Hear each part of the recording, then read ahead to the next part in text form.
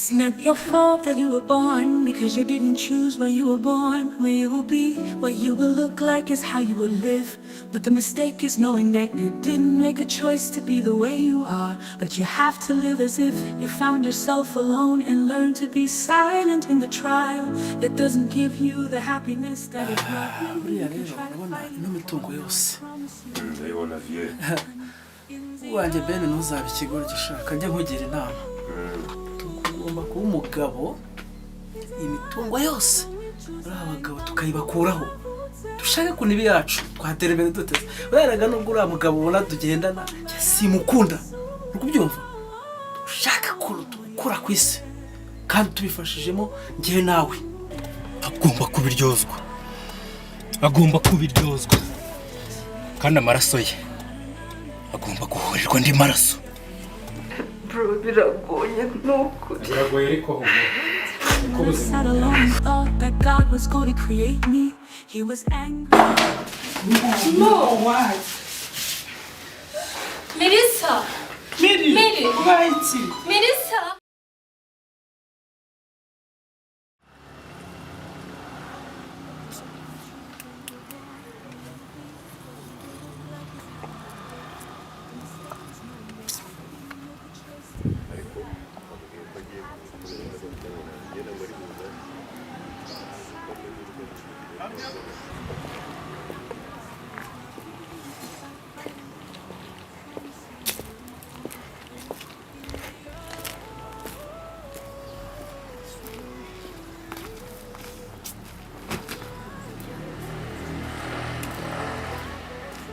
Oi Mike.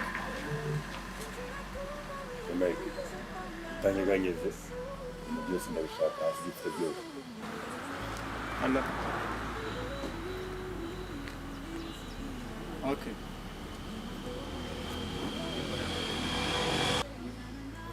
Kunyeganyega nta kuduka.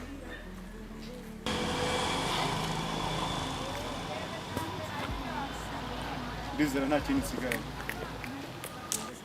Kiravakana. Sasa ikintu nagira ngo tuganire mwembi babiri, kugira ngo mbabaze muri mu kazi kuko hari ibintu njye ntabasha kumva. Ntabwo numva ukuntu umuntu ashobora kujya gukora operation agiye gufata abantu bakamucika. Wabinsobanura ibyo bintu? Afandi, naragerageje nagezaho icyaha cyari kiri kubera, gusa baramumanyije banebyuka bijyana mu maso, naje gukanguka bagiye. Sasa birumvikana hari ubuhumanyije, ariko ntabwo mbyumva kuko iyo umuntu agiye muri operation uzi ukuntu bikorwa, uzi uko ukwiye kugenda. Ntabwo numva ukuntu abantu bavumanya. Hanyuma se wowe ko mbona ntacyo bikubwiye?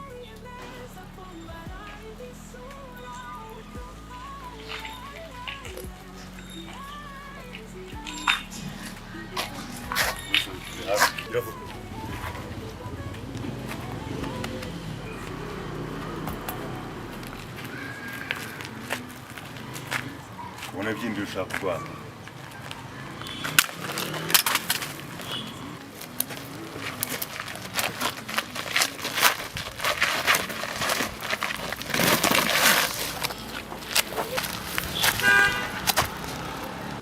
Afandi, njye ndakeka ko mpamvu umutangazo cyane ari uko ari maze iminsi ndi muri konji, ariko ubu tugiye kubikurikirana. Okay, ndabyumva. Wenda wowe wari uri muri konje, nta byinshi nakuvugaho, ariko ikintu ngira ngo mbabwire mwembi, akazi gakorwe uko gakwiye kuba gakorwa.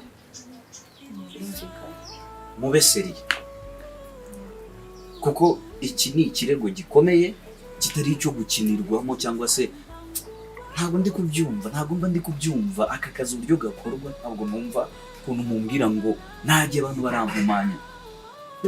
Bariya ni abasivili, uko biri kose dufite uburyo kandi twe twabipanze, urabizi neza. So ikintu rero tugiye gukora,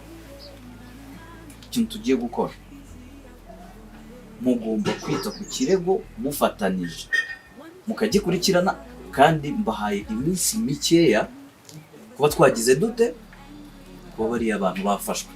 Bitari ibyo muzaza musanga amabaruwa abasezerera ku meza. Birumvikana? Afande, turakwizeza ko tuzabikurikirana neza tukabafata tukabakuzanira. Mwirinde ko hari amakosa azongera kugira gute kubamo, kuko biragayitse kumva ngo hano turi ku kirego, ubu abantu batwizeyemo ubutabera. Ubu se abantu badutegerejemo iki niba twebwe ubwacu dushobora kujya gufata abantu tukavuga ngo baduhumanije? Si ikibazo? Turasaba imbabazi ntabwo bisanzwe. Okay. Nicyo nagira ngo tuganireho, hanyuma ubwo ibindi muraza kumbwira.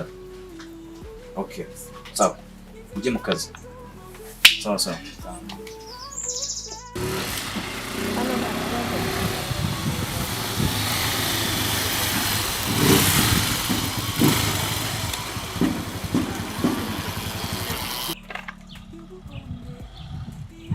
ariko saba batipe nubwo barahagera ubu ninjye ugomba kubategereza pe.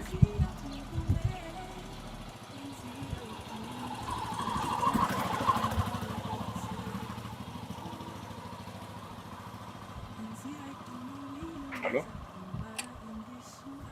Aho twavuganye ko turi buhurire ko mbona mutarahagera. Njye nahagije deja, gusa ninjye wo kubategereza cyangwa mwebwe mugomba kuntegereza. Oya mubanguke, mfite ibintu byinshi byo gukora, mubanguke kabisa. Sawa. Okay.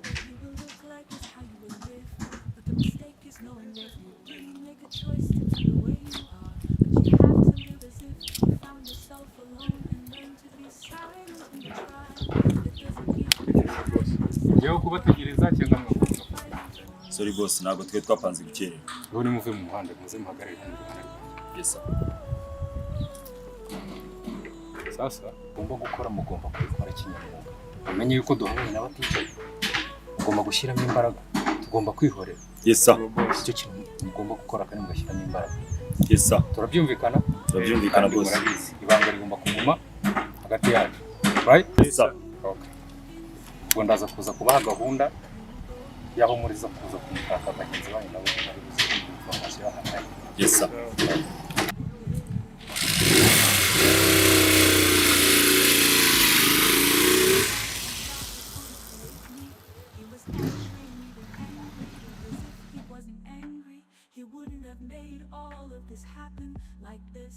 You would have seen that I was just learning to live.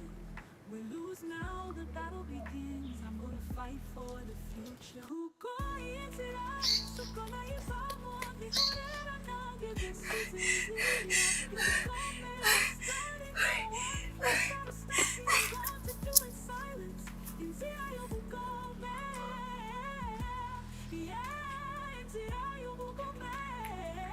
I'm back, same people with me, one by one. Inzira.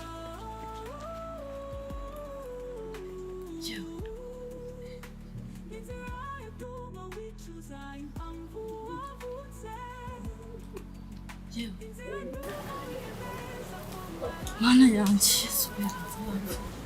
Yewe.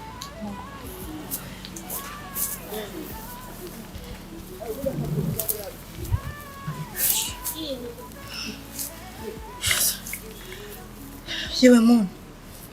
Yesu we banza yapfuye. Yewe.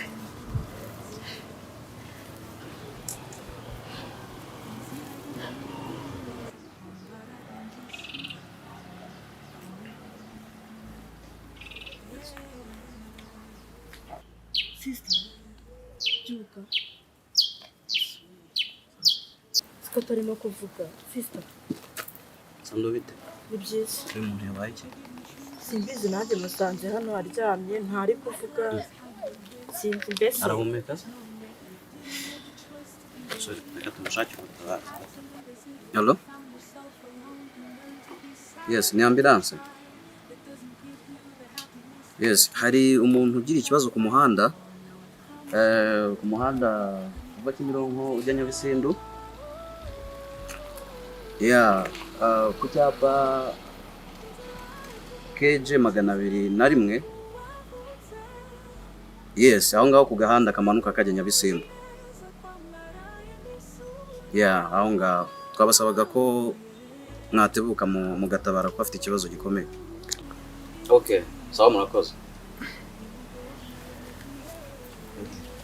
Uyu muntu umaze akanya kangana iki ugeze ahangaha? Nikosha, none ntabwo ushobora kumbwira wishe data. Ntabwo ushobora kumbwira wishe data. Ni ukuri ko nta kintu tuzi pe. Niko. Ibisatsi mbipfure. Ni ukuri ko Imana. Uravuga ntuvuga. Ndakubwiza ukuri ko nta kintu mbizi. Uravuga ntabwo uvuga. Ni ukuri ko Imana. Umva nkubwiza ukuri. Mugenzi wanyu ari he? Ahubwo tubwira ari he? Muramukurikira. Iminsi ya nyirabazi. Nawe sha. Nawe umuvandimwe. Muravuga ntimuvuga. Reka mbabwize ukuri. Ni ukuri ko Imana. Iminsi ya nyirabazi. Ntabwo ushobora kumbwira. Ntabwo ushobora kumbwira wishe data. Niko. Nawe umuvandimwe. Ni ukuri ko Imana. Nawe umuvandimwe. Ni ukuri ko Imana twavuga tuzi pe. Ni ukuri ko Imana nta kintu tuzi pe. Niko.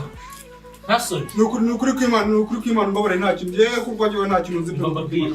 Ngiye mbizi nakubwira pe. Ibyo mwakoreye data. Unangiye kugenda bakoramo umwumwe. Ntabwo twebwe pe, ntabwo twebwe. Nasoni. Umwumwe. Nese baso watuzite ni ukuri ko Imana ntabwo tubizi. Baziture. Uvuze ngiki? Uvuze ngiki? Ni ukuri ngiye mbizi nakubwira. Data mwamwishe mumuzituye? Mwamwishe mumuzituye. Mwamwishe mumuzituye. Ayo ni ukuri ko Imana ntabwo tubizi pe.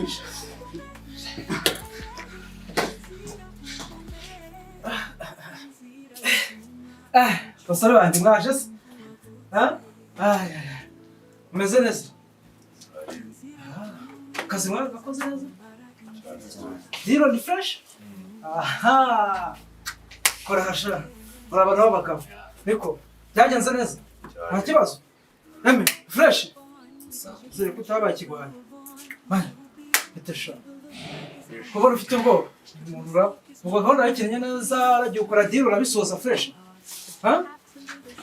Nizere ko kuri gahunda mwagiyeho ukumva nta muntu wababonye n'umwe. Okay. Nawe ngo gahunda yagenze neza nta muntu wigeze ubabona.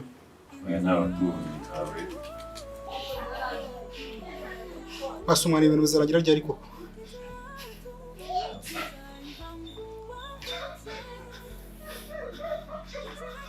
Ntabwo uri kunyumva mwana.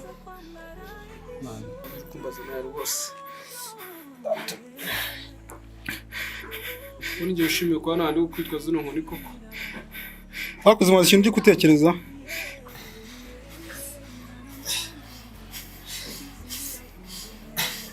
Mwana. Nanjye sinzi pe. Ariko ngize igitekerezo.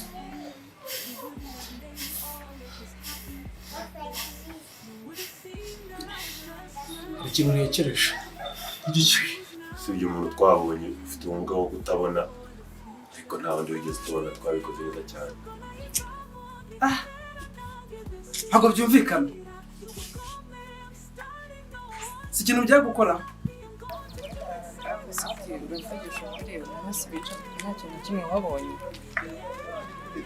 Ni kuri kwimana mere mbari ntukambaza ibyo bintu kubera ko ntabwo nari kubona kuko n'undi ntabwo mbona. None se ubundi kubera ko umunsi biciyeho papa ari nawo umunsi wahumye? My dear friend, ntabwo ari umunsi nahumye kera, ahubwo nuko bari barabibahishe ntabwo bigeze babibabwira, ariko nari narahumye. Ntabwo mbyumva pe. Iyo mbitekerejeho nyine sinjya mbisobanukirwa. Gusa nyine Imana irahari kandi izaduha ubutabera. Mary, ni ukwihangana ndakwinginze. Ndabizi ko biriya byose byabaye, narabyumvise. Gahunda iracyakomeje, ntabwo irarangira. Uwo muntu ufite ubumuga bwo kutabona, shaka mugende byihuse. Mumushake mumwice. Mugende murangize gahunda. Ntabwo nshaka ko hari ikintu cyazagaragara. Ukumva? Gahunda ubwo niyo ngiyo nta kintu ndenza muze mumbwira ko mwamurangije. Sibyo? Mugire gahunda vuba vuba. Wihuta ahubwo muri kunyerereza. sense biba bindahurije byaje birangize gahunda ariko nanjye sinakubwira ngo ni iki, ariko ndagusabye ihangane, ubutabera burahari kandi muzabona ubutabera. ugume hano si uhave, ngiye gushaka akantu gakonje kuri butike dore izuba ni ryinshi, sibyo?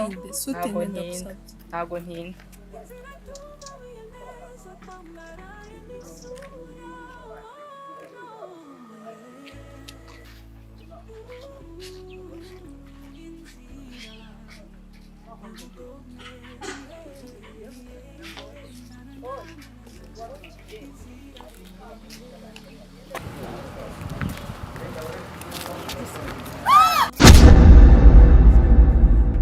He was angry and even angry because if he wasn't angry, he wouldn't have made all of this happen like this. You would have seen that I was just learning to live.